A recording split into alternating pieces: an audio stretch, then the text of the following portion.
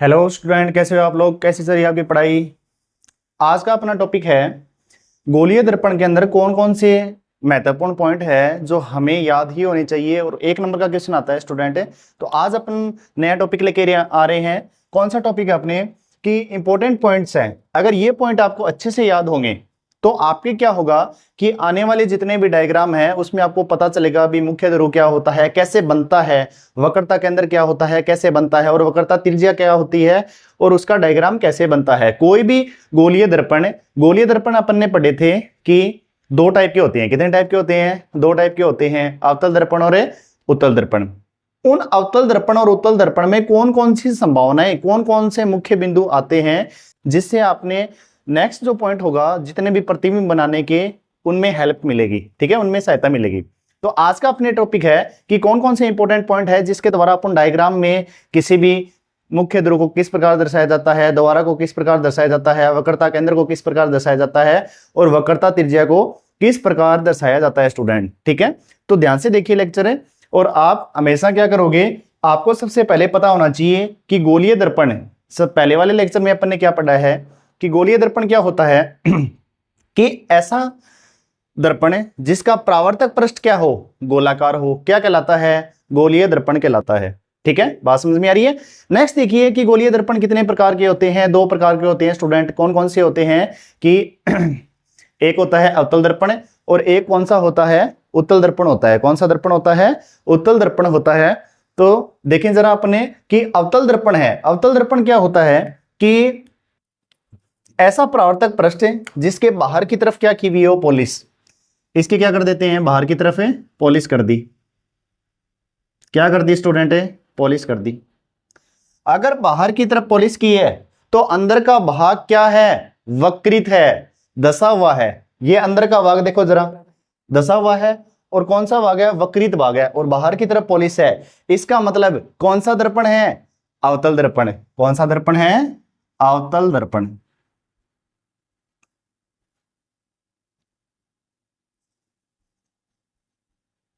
ठीक है, यहां पे शॉर्ट में लिख रहे हैं। ठीक है, अवतल दर्पण। अब दूसरा देखते हैं, दूसरे प्रकार का दर्पण कौन सा होता है और कैसे बनता है। दूसरे प्रकार का दर्पण देखें जरा कि ऐसा परावर्तक पृष्ठ जिसके अंदर की तरफ पॉलिश की हुई हो। अब इसके अंदर पॉलिश कर दो जरा। ठीक है, ये डॉटेड स्ट्रक्चर में जितने भी दर्शा रहा हूं वो क्या है? पॉलिश, पॉलिश भाग है। क्या भाग है? पॉलिश भाग है। ध्यान रखना, कोई सा भी दर्पण हो अगर पॉलिश भाग है तो उससे आप मान के चलोगे नेक्स्ट लेक्चर के लिए पर्दा। क्या मान के चलोगे? पर्दा। पॉलिश की हुई है मतलब क्या है? पर्दा लगा हुआ है। ठीक है, तो देखिए जरा कि ऐसा दर्पण जिसके अंदर की तरफ पॉलिश हो और बाहर का भाग क्या हो? वक्रित हो या फिर उभरा हुआ हो, किस प्रकार का दर्पण कहलाता है? उत्तल दर्पण। उत्तल दर्पण कहलाता है। ये डायग्राम किसका हो गया? उत्तल दर्पण का। और ऊपर वाला जो डायग्राम है वो किसका हो गया स्टूडेंट? अवतल दर्पण का हो गया। बात समझ में आ रही है। नेक्स्ट देखते हैं अपने कि अवतल दर्पण और उत्तल दर्पण के अंदर कौन कौन से मुख्य इंपॉर्टेंट पॉइंट है जो हमें याद ही होने चाहिए। और एक एक नंबर के बहुत सारे सवाल बनते हैं, एक एक पॉइंट से दो दो सवाल बनते हैं। हो सकता है आपसे पूछ ले अवतल दर्पण और उत्तल दर्पण में मुख्य अक्ष को दर्शाइए, अवतल दर्पण में, उत्तल दर्पण में वक्रता केंद्र व वक्रता त्रिज्या को दर्शाइए। थर्ड टाइप का क्वेश्चन पूछ सकता है कि अवतल दर्पण है और उत्तल दर्पण के अंदर वक्रता केंद्र को दर्शाइए या फिर द्वारक को दर्शाइए, या फिर दिए गए चित्र में कौन कौन से वक्रता केंद्र हैं, बिंदु ए बी सी दे दे। मान लो ये दे दे ए, ठीक है, ये दे दे बी, और थर्ड दे दे मुख्य अक्ष दे दे, तो उनको दर्शाने हैं। ठीक है, तो बहुत सारे क्वेश्चन बनते हैं और प्रत्येक लाइन से एनसीईआरटी की लाइन है जो एनसीईआरटी की बेस लेके चले हैं अपन ने, उसी के बेस पे क्या है अपन को पढ़ना है, समझना है और प्रैक्टिस करनी है। तो सबसे पहले देखते हैं, सबसे पहले परिभाषा आती है दर्पण का ध्रुव। दर्पण का ध्रुव या फिर मुख्य ध्रुव भी आप बोल सकते हो। दर्पण का ध्रुव को दर्शाते हैं पी से। किससे दर्शाते हैं दोस्तों? पी से। मतलब मुख्य ध्रुव और ध्रुव एक ही बात है। तो मुख्य ध्रुव कौन से दर्पण में बनने की संभावना है? एक अवतल भी बनेगा और एक कौन सा बनेगा? उत्तल के अंदर बनेगा। तो देखिए जरा परिभाषा क्या लिखी है मैंने कि गोलीय दर्पण के परावर्तक पृष्ठ के केंद्र को दर्पण का क्या कहते हैं? ध्रुव कहते हैं। दोबारा देखना, गोलीय दर्पण है, पूरा का पूरा क्या है? गोलीय दर्पण। ठीक है, पूरा का पूरा क्या है? गोलीय दर्पण है। गोलीय दर्पण के परावर्तक पृष्ठ, परावर्तक पृष्ठ कौन सा हो गया, ये हो गया जिस पर पॉलिश की हुई है। हाँ, हो सकता है वो अवतल टाइप का हो सकता है वो किस टाइप का हो, उत्तल टाइप का हो। परावर्तक पृष्ठ के केंद्र को, केंद्र भाग कौन सा है, अब देखो ये पूरा का पूरा देखो गोला है, ये पूरा का पूरा क्या है, गोला बनाया है, और ये भी पूरा का पूरा मान के चलना गोला है। इसका केंद्र तो इधर होगा, इसका केंद्र क्या होगा, इधर होगा। तो ये क्या कहलाएगा, वक्रता केंद्र सी कहलाएगा। वक्रता केंद्र क्या कहलाएगा, सी कहलाएगा। लेकिन अपन क्या पढ़ रहे हैं, दर्पण का ध्रुव P। दर्पण का ध्रुव P क्या कहता है कि गोलीय दर्पण के परावर्तक पृष्ठ, परावर्तक पृष्ठ ये वाला है, परावर्तक पृष्ठ क्या है, ये वाला जिसपे पॉलिश की हुई है।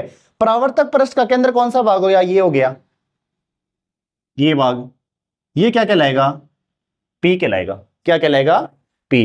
और गोलीय परावर्तक पृष्ठ का जो केंद्र भाग है, जो भी केंद्र भाग है वो क्या कहलाएगा, मुख्य ध्रुव P कहलाएगा।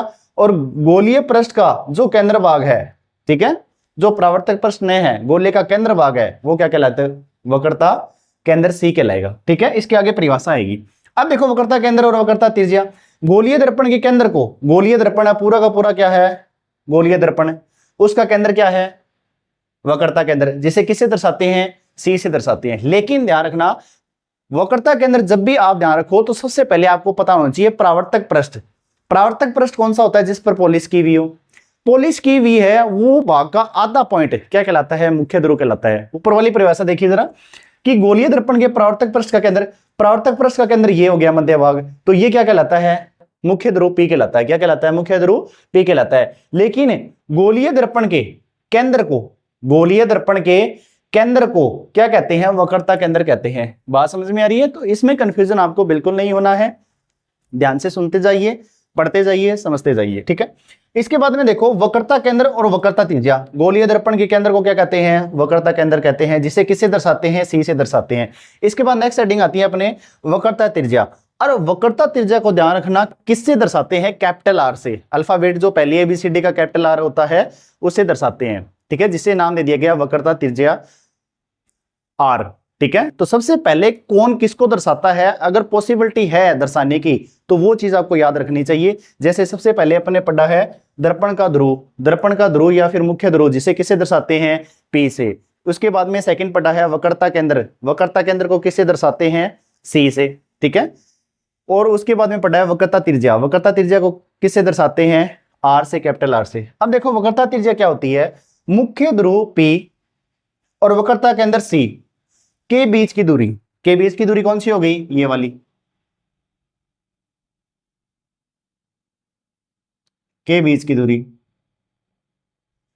ठीक है, क्या कहलाती है, वक्रता त्रिज्या कहलाती है। देखो दोबारा, गोलीय दर्पण के ध्रुव P, अब ये गोलीय दर्पण है, गोलीय दर्पण का ध्रुव P ये रहा। ठीक है, परावर्तक पृष्ठ का केंद्र भाग क्या कहलाता है, मुख्य ध्रुव कहलाता है, जिसे P से बोल दर्शाते हैं। ठीक है, और कोई भी गोलीय पृष्ठ का, ठीक है, गोलीय पृष्ठ का, गोलीय दर्पण का केंद्र भाग, ठीक है, वो क्या कहलाता है, वक्रता केंद्र। वक्रता केंद्र C और मुख्य ध्रुव P के बीच की दूरी क्या कहलाती है, वक्रता त्रिज्या R कहलाती है। क्या कहलाती है, वक्रता त्रिज्या R कहलाती है, ये R कहलाई, ध्यान रखना इसको। ठीक है, यहां तक है यार।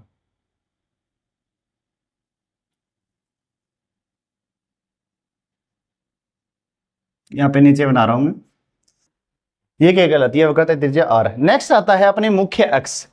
कौन सा अक्ष आता है, मुख्य अक्ष आता है। मुख्य अक्ष में देखिए जरा क्या परिभाषा लिखी है, गोलीय दर्पण के ध्रुव P, गोलीय दर्पण है उसका ध्रुव P क्या है, ये रहा मिड पॉइंट, और वक्रता केंद्र C से निकलने वाली सीधी रेखा। से निकलने वाली सीधी रेखा का मतलब है कि ये जो रेखा है, ये जो रेखा है ये सीधी आगे निकल जाएगी, इसे क्या कहते हैं, मुख्य अक्ष। क्या कहते हैं, मुख्य अक्ष कहते हैं। और ये क्या हो गया, P ध्रुव हो गया, और ये क्या हो गया, वक्रता के अंदर है C।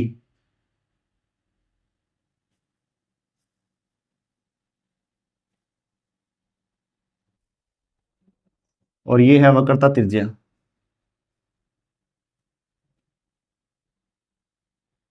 ठीक है, बात समझ में आ रही है।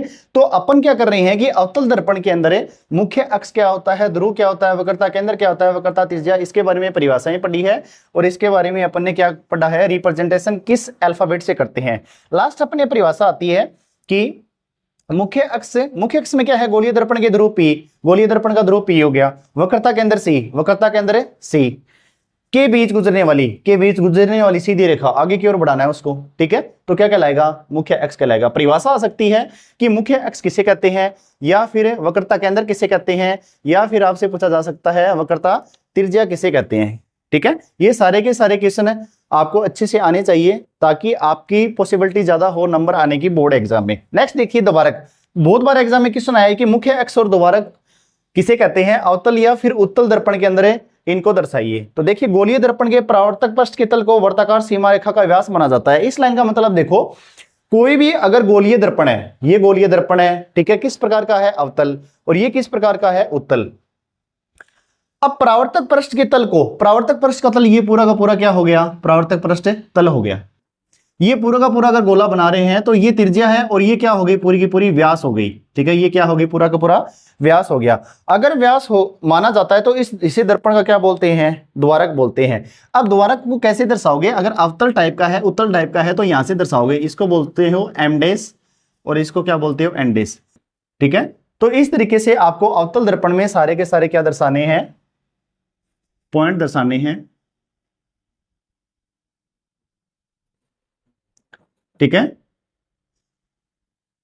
अब बारी आती है उत्तल दर्पण की। ध्यान रखना, अवतल दर्पण और उत्तल दर्पण के अंदर जितनी भी परिभाषाएं हैं वो सेम है, लेकिन वहां पे अवतल की जगह नाम क्या आ जाएगा, उत्तल नाम आ जाएगा, ठीक है। तो ध्यान रखो, सबसे पहले देखो ये कौन सा दर्पण है, उत्तल।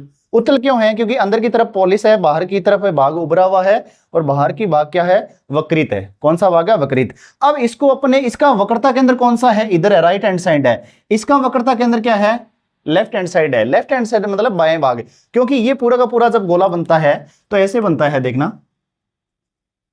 ऐसे ही तो बना होगा, ये पूरा का पूरा ऐसे बना होगा, और ये कैसे बना होगा, ऐसे, ठीक है। ये पूरा का पूरा ऐसे बना होगा। तो इस गोलाकार भाग का जो लेफ्ट हैंड साइड क्या माना था अपने पहले वाले लेक्चर में, उत्तल माना था। तो इसका जो केंद्र भाग हो गया इधर हो गया, और इसका केंद्र भाग क्या हो गया, इधर हो गया, ठीक है। तो सेम परिभाषाएं हैं, तो सेम परिभाषाओं में एक बार दोबारा देख लेते हैं, और इसके अंदर उत्तल दर्पण के अंदर क्या कर देते हैं, इन सभी को रिप्रेजेंट करते हैं कि उत्तल दर्पण के अंदर वक्रता के अंदर मुख्य अक्ष कहां कहां पे होंगे, या फिर वक्रता त्रिज्या कहां पे होगी, या फिर द्वारक कहां पे होगा। तो आइए जरा देखते हैं कि उत्तल दर्पण में कौन कौन सी संभावनाएं होती है जो उनको रिप्रेजेंट करती है, मुख्य अक्ष, मुख्य ध्रुव, वक्रता केंद्र और वक्रता त्रिज्या को रिप्रेजेंट करती है। देखिए जरा, तो सबसे पहली परिभाषा क्या है, दर्पण का मुख्य ध्रुव। गोलीय दर्पण के परावर्तक पृष्ठ, ये गोलीय दर्पण है, किसकी, कौन से दर्पण पढ़ रहे हैं, उत्तल दर्पण। गोलीय दर्पण का परावर्तक पृष्ठ, परावर्तक पृष्ठ कौन सा होता है, जो पॉलिश किया हुआ है, ठीक है। हो सकता है गोलाकार भाग माना हो द्वारक के अंदर। परावर्तक पृष्ठ का केंद्र, ये परावर्तक पृष्ठ है पूरा का पूरा, ये क्या है, केंद्र, जो क्या कहलाएगा, वक्रता केंद्र। लेकिन बात किसकी कर रहे हैं अपने, परावर्तक पृष्ठ की। परावर्तक पृष्ठ कौन सा भाग कहलाता है, पॉलिश किया हुआ, ठीक है। ये हो गया परावर्तक पृष्ठ, मैं लिख देता हूं। परावर्तक पृष्ठ शब्द कहां से आया, बता सकते हो क्या, परावर्तक पृष्ठ शब्द कहां से आता है। परावर्तक मतलब जहां पे कोई प्रकाशीय किरण आपतित होती है और वहां से क्या हो रही है, परावर्तित हो रही है। आने वाली प्रकाशीय किरणें क्या है, आपतित किरण, और जिस बिंदु पर टकराती है, जिन बिंदुओं पर टकराती है जहां से उसका रिफ्लेक्शन होता है, परावर्तित होती है, तो वो पृष्ठ कहलाता है परावर्तक पृष्ठ। अपने समतल दर्पण का परावर्तक पृष्ठ पढ़ा था। जो समतल दर्पण है, जो भी समतल दर्पण है, इसका मतलब ये क्या है, एक तरफ पे पॉलिश किया हुआ और एक तरफ क्या है, प्लेन है। जो भी आप शीशा घर पे यूज करते हो वो समतल दर्पण है, लेकिन अपन कौन सा पढ़ रहे हैं, गोलीय दर्पण है, ठीक है। परावर्तक पृष्ठ है। अब इसमें देखो, इस परावर्तक पृष्ठ का केंद्र भाग कौन सा हो गया, ये वाला हो गया, ठीक है। इसे किससे दर्शाते हैं, पी से। यहां पे पी क्या है, मुख्य ध्रुव, पी क्या है, यहां पे मुख्य ध्रुव है दोस्तों। इसके बाद में देखिए जरा, नेक्स्ट कौन सा आता है, वक्रता केंद्र और वक्रता त्रिज्या। गोलीय दर्पण के केंद्र को वक्रता केंद्र कहते हैं। ये पूरा का पूरा क्या है, गोलीय दर्पण। और किस टाइप का गोलीय दर्पण पढ़ रहे हैं, उत्तल दर्पण, जिसके अंदर की तरफ पॉलिश की हुई और बाहर का भाग क्या हो, वक्रित या फिर उभरा हुआ हो। इसका केंद्र भाग ये हो गया, राइट हैंड साइड, तो इसे बोलते हैं वक्रता केंद्र सी। ये क्या है, वक्रता केंद्र, ठीक है। ये याद होनी चाहिए आपको, ये वक्रता केंद्र सी। अब देखो नेक्स्ट परिभाषा क्या है, मुख्य ध्रुव और वक्रता केंद्र सी को मिलाने वाली रेखा, ठीक है, को मिलाने वाली रेखा क्या कहलाती है, वक्रता त्रिज्या। ये क्या हो गई, वक्रता त्रिज्या।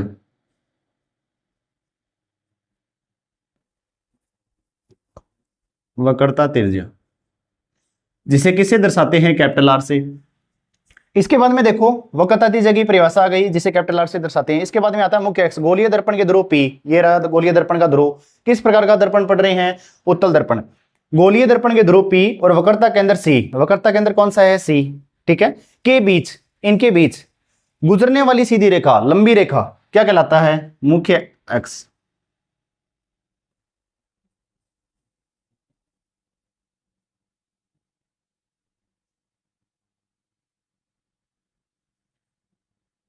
ये क्या कहलाता है, मुख्य अक्ष,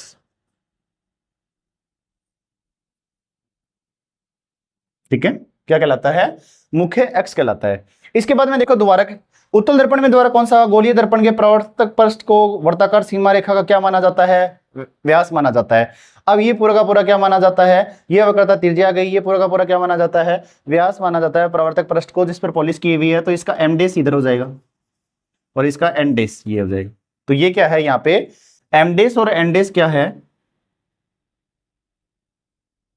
द्वारक है,